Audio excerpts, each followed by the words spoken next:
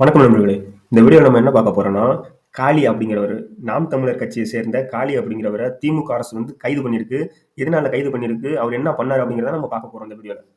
தர்மபுரி மாவட்டத்தைச் சேர்ந்த காளி, நாம் தமிழர் கட்சியை சேர்ந்த காளி அவர்கள் பார்த்தீங்கன்னா, முதல்வர் அவர்கள அவதூறு பரப்பிட்டாரு அப்படின்னு சொல்லிட்டு அவர கைது பண்ணியிருக்காங்க. அவரு அப்படி என்ன பண்ணாருன்னா, சமூக வலைதளங்கள்ல, Twitterல பல வருடங்களுக்கு முன்னாடி வந்து பார்த்தீங்கன்னா, ஸ்டாலின் அவர்கள் நடிச்ச ஒரு படத்திலிருந்து ஒரு காட்சி எடுத்து, அதாவது அவர் இறந்த மாதிரி இருந்த ஒரு காட்சி எடுத்து, அத கட் பண்ணி அதுல சில கமெண்ட்கள போட்டு அவரு பரப்புனதா சொல்லிட்டு அவர கைது பண்ணியிருக்காங்க.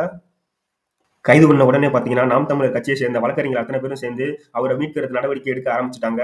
அது மட்டும் இல்லாம சமூக வலைதளங்கள்ல நாம் தமிழர் தம்பிகள் சேர்ந்து ஜஸ்டிஸ் ஃபார் காளி அப்படின்னு போட்டு ட்ரெண்டிங் பண்ணிட்டு இருக்காங்க. திமுக அரசுக்கு எதிராக. திமுகவுக்கு பார்த்தீங்கன்னா, சமூக வலைதளங்கள்ல மிகப்பெரிய எதிர்ப்பு இருக்கிறதுனால, அவங்க எப்படியாவது அவங்க எதிரா பேசுறவங்கள கைது பண்ணணும். அப்பதான் மித்தவங்களுக்கு பயம் வரும் அப்படின்னு சொல்லிட்டு தொடர்ச்சியா இது மாரி செஞ்சுகிட்டே இருக்கு திமுக அரசு.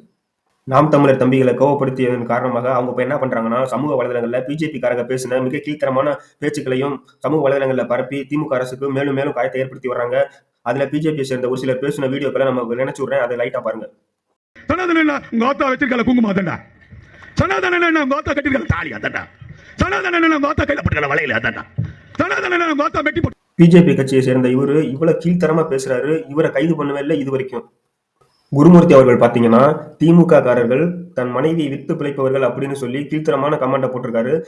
இதுக்காக வந்து அவர கைது பண்ணல. எந்த ஒரு நடவடிக்கையும் எடுக்கல. அது மட்டும் இல்லாம, இன்னைக்கு பிஜேபி தலைவர் அண்ணாமலையா இருக்கட்டும், கச்ராஜாவா இருக்கட்டும், இந்த மாரி அவர்களும் மிக கீழ்த்தரமான கமெண்ட்கள திமுகவுக்கு எதிரா பண்ணிக்கிட்டு தான் இருக்காங்க. ஆனா அவர்கள் மேலலாம் எந்த ஒரு கைது நடவடிக்கையுமே கிடையாது.